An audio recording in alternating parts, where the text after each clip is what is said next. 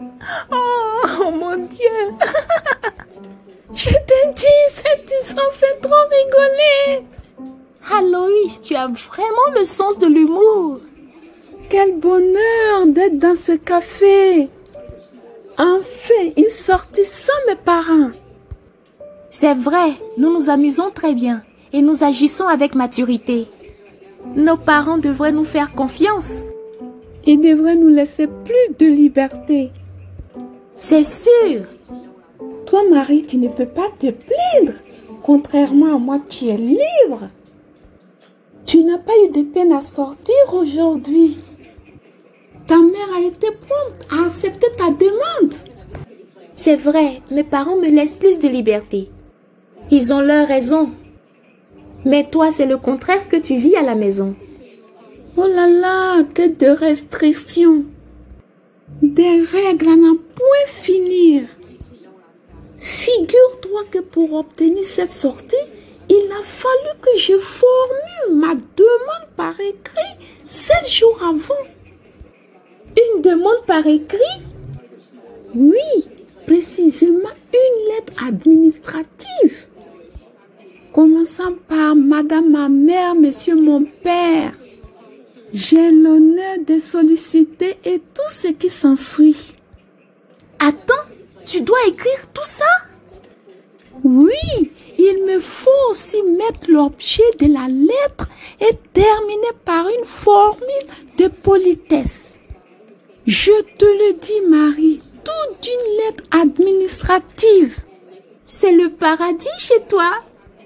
J'imagine que tu as droit à un entretien après que ta lettre a été acceptée. N'en sois pas surprise si je te répondais par l'affirmatif. Lors de l'entretien qui dure une dizaine de minutes, je suis amenée à exposer les motivations pour lesquelles je désire sortir. De plus, je dois montrer les avantages que cela m'apportera dans le court et le long terme. De quoi te décourager à sortir? Je t'assure. Imagine qu'après tous ces efforts, ta demande soit rejetée. Ah non? Ah oui. Il m'arrive de voir certaines de mes demandes rejetées. Mais je ne perds pas espoir. Je fais une nouvelle demande en tenant compte de leurs reproches. Et la plupart du temps, cette demande est acceptée. Mais c'est fatigant tout ça. Je trouve que tes parents sont super cool. Reconnais que c'est grâce à cette éducation que tu as d'excellents résultats en classe. Oh, moi ça m'ennuie, j'aimerais vivre comme toi. Non, tu ne sais pas ce que tu dis. Pourquoi? Tu as toute la liberté que désire un adolescent. Tu sors quand tu veux, tu rentres quand tu veux, tu t'habilles comme tu veux, tu as du style. Tu ne sais pas ce que tu dis, Loïs. Tu ne sais rien de moi. Pourquoi dis-tu cela? Ce qui se passe chez moi est carrément le contraire de ce que tu vis. Mes parents ne s'entendent pas. Mon père est alcoolique et par moments il se montre violent envers ma mère. Toutes les charges de ma famille reposent sur ma mère car mon père est sans emploi. Oh là là, je suis désolée. Je retrouve ma joie lorsque je suis à l'école ou en compagnie de mes amis, car à la maison ce ne sont que des cris et des pleurs. Je te l'assure, lorsque je rentrerai tout à l'heure, je trouverai ma mère en train de pleurer. Je n'ai jamais su que tu souffrais autant. Je m'efforce à cacher ma peine. À cause des faibles moyens de ma mère, je n'ai pas droit au titre de transport. Je parcours chaque jour une longue distance pour me rendre à l'école, tandis que toi tu as le titre de transport et par moments tes parents te déposent en voiture. Tu vis le paradis, mais tu ne sais pas. Toi tu manges à ta faim, pas moi. Toi, tu es encadré et éduqué par tes parents, pas moi. Quand je rentrerai, il faudra que je console ma mère qui est tout le temps triste. Il faudra que je supporte les crises de colère de mon père et l'odeur de l'alcool que je n'aime pas du tout. Marie, tu vis ce calvaire et tu arrives tout de même à avoir un sourire aux lèvres.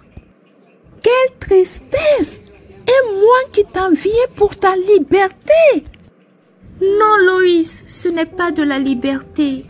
Lorsque tu me vois errer dehors, c'est un cri de souffrance que j'exprime. Si j'étais épanouie chez moi, tu ne me verrais jamais errer dans les rues. Mais qu'est-ce qu'on peut faire pour arranger cela? Que veux-tu faire? Nous sommes des enfants. Nous ne pouvons rien faire d'autre que de subir les situations. Non, ma chère amie, nous allons trouver une solution. Il faut mettre fin à cette souffrance. Loïs! Écoute-moi, mes parents ont aidé plusieurs familles à trouver la paix et la joie grâce aux enseignements de Jésus-Christ. Jésus-Christ? Tu es chrétienne? Ben oui, je le suis. Je n'ai jamais su que tu étais chrétienne. Pourquoi ne me l'as-tu pas dit plus tôt? Je n'en avais pas le courage. J'avais peur d'être la risée de la classe. Mais pourquoi ferais-je cela, Loïs? J'aime bien les chants chrétiens. Au primaire, j'avais une amie qui m'en avait appris quelques-uns, que je chante toujours aujourd'hui lorsque je me sens seule. Je sais qu'un jour, Jésus mettra un terme à nos souffrances. Ces chansons sont une consolation pour moi. Marie, je suis désolée. T'inquiète. Alors, que veux-tu qu'on fasse? Ce soir, j'expliquerai à ma mère tout ce que tu vis. Je lui demanderai de rencontrer la tienne pour l'aider. Ta mère acceptera ta demande? Oui, elle le fera sans hésiter. C'est trop beau pour moi. J'ai du mal à croire que ta maman viendra à notre aide. Elle et mon père se chargeront de vous assister. Nous arrangerons un rendez-vous et tu communiqueras la date à ta mère. Ok, je te remercie du fond du cœur. Sois tranquille, Marie. Tout s'arrangera par la grâce de Dieu.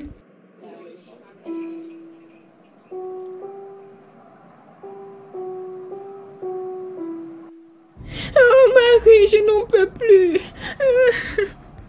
S'il te plaît, maman, arrête de pleurer, tout va s'arranger.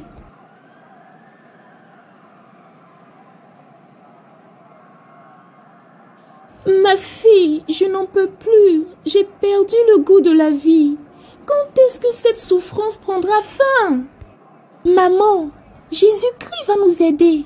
La mère de Loïs prendra rendez-vous avec toi. La mère de Loïs? Tu veux dire Madame Josué? Oui, c'est bien elle. Où l'as-tu vue? Je ne l'ai pas vue personnellement. Mais Loïs m'a promis qu'elle arrangera un rendez-vous entre sa mère et toi. Des trucs d'enfant.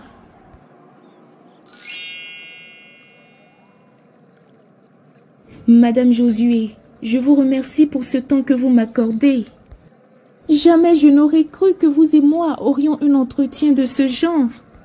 Madame Luc! S'il vous plaît, appelez-moi Rebecca. Rebecca, j'éprouve aussi beaucoup de bonheur à échanger quelques mots avec vous dans ce parc. Cela s'est fait grâce à nos filles. Elles sont formidables. C'est vrai. Je tiens une fois de plus à vous remercier pour les vivres que vous nous avez offerts. Nous en avions véritablement besoin, ma famille et moi. Je vous en prie, Rebecca. Le remerciement revient à Dieu notre Père. Ma fille m'a brièvement raconté les tensions qui existent entre vous et votre mari. De la peine et des douleurs, rien ne va pour Luc. Nous nous sommes connus depuis notre adolescence. Nos parents habitaient le même quartier. Nous vivions une idylle, lui et moi, jusqu'à ce que je me retrouve enceinte de notre première fille. Lorsqu'elle a eu 3 ans, son père et moi avons chacun quitté nos parents pour aménager ensemble dans un appartement. Luc s'est hâté d'obtenir un boulot pour subvenir à nos besoins. Mais 2 ans plus tard, à la naissance de notre deuxième enfant, il s'est mis à se plaindre de la situation dans laquelle nous vivions. Selon lui, il se sentait trop jeune pour supporter des responsabilités familiales. Alors, sur la proposition de l'un de ses amis, il a entrepris un voyage à l'étranger en quête d'une vie meilleure.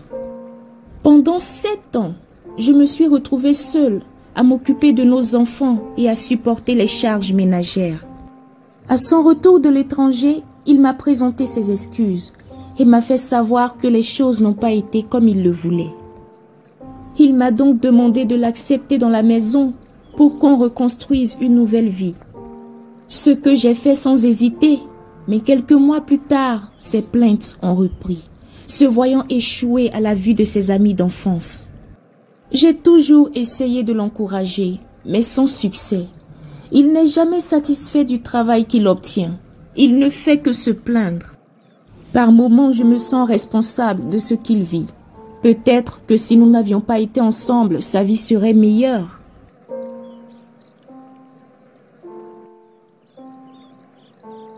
Aujourd'hui, nous avons 4 enfants. Avec mon métier de secrétaire médicale, j'essaie d'élever nos enfants en leur offrant le nécessaire, mais c'est difficile.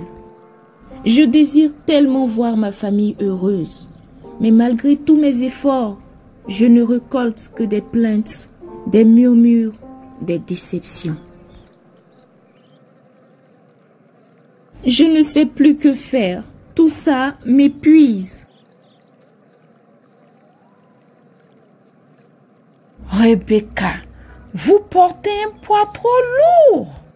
Vos efforts ne peuvent pas combler les besoins des membres de votre famille, car ils expriment par leurs plaintes une soie particulière. Il est vrai que vous manquez d'argent pour subvenir aux besoins de votre famille. Mais croyez-moi, le matériel ne pourra pas cesser ces plaintes. Vous dites vrai, il nous est arrivé d'être dans l'abondance. Des fois, il nous est arrivé d'avoir des moyens de nous offrir tout ce que nous désirions. Cependant, la joie disparaissait très vite pour laisser place à des comparaisons qui aboutissaient sur des frustrations. Madame Josué, c'est difficile ce que je vis. J'ai l'impression d'être dans une impasse. Je ne sais pas ce qu'il veut. Luc vivrait mieux s'il ne m'avait jamais rencontré. Concernant le bonheur de Luc, je ne suis pas de votre avis. Il est vrai que vous n'étiez pas préparé à une vie de famille lorsque vous avez commencé à faire des enfants. Ce départ a eu un impact négatif sur votre vie, il faut le reconnaître. Mais si vous étiez l'erreur de Luc, son voyage à l'étranger aurait répondu à ses attentes. Aujourd'hui, vous avez en face de vous un homme que ni l'aventure, ni le travail, ni la famille n'ont pu rendre heureux.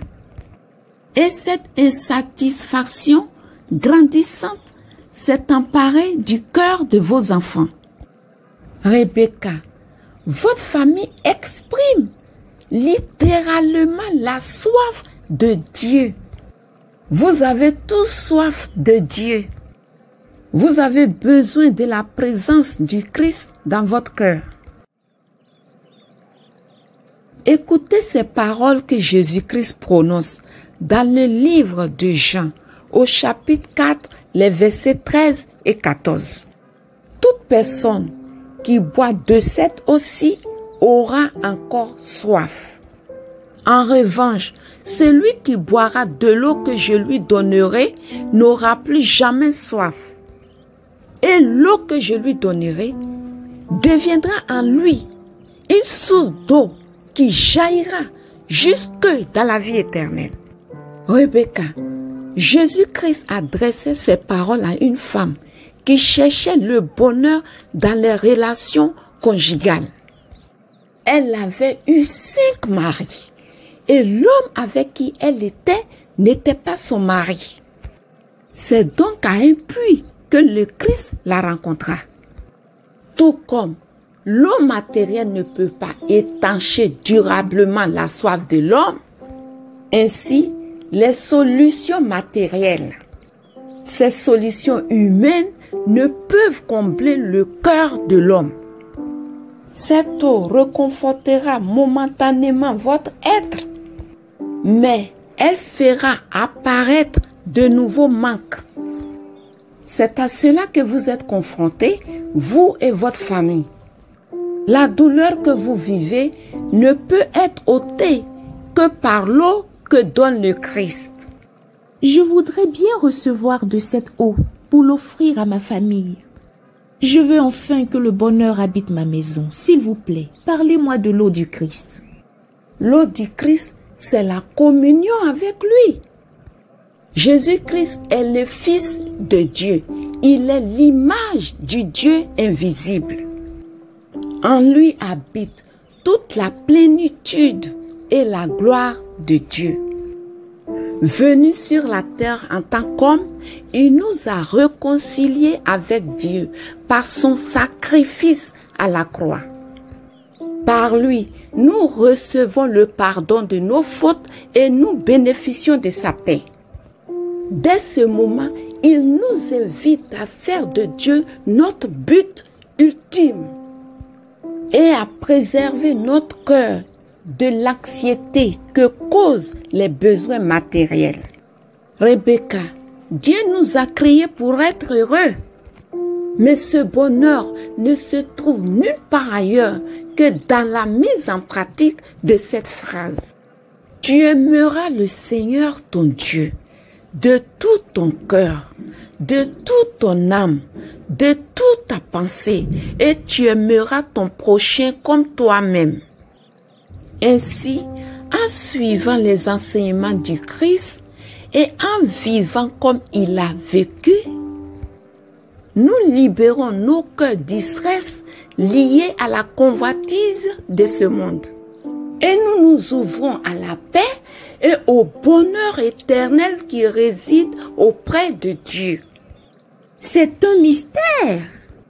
La mise en pratique de cette phrase peut nous offrir le bonheur. Lorsque votre seul but est d'aimer celui qui vous a créé, que peut-il vous manquer? Tout ce que vous désirez appartient à Dieu. Et si dans votre cœur, vous recevez le Christ et que vous marchez dans ses voies, vous serez libérés de vos peines et vous connaîtrez une paix sans fin. Dès ce moment, tout ce dont vous avez besoin vous sera donné en plus. Rebecca, votre but doit être d'aimer Dieu en suivant les pas de Jésus-Christ, son Fils. Voici la source de tout bonheur. Je n'avais jamais pensé que le bonheur se trouvait dans la présence de Dieu.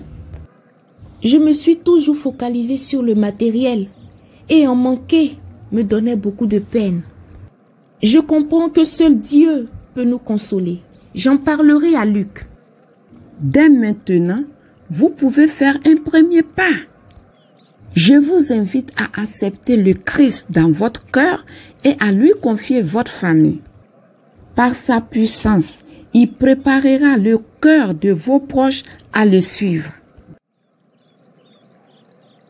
Je vous invite à prier. Seigneur Jésus-Christ, je te suis reconnaissante pour la grâce que tu m'as donnée d'entendre parler de toi. Pendant longtemps, j'ai été malheureuse à cause de l'échec dans lequel vivait mon mari. Nous avons aspiré au bonheur et nous l'avons cherché loin de toi sans le trouver.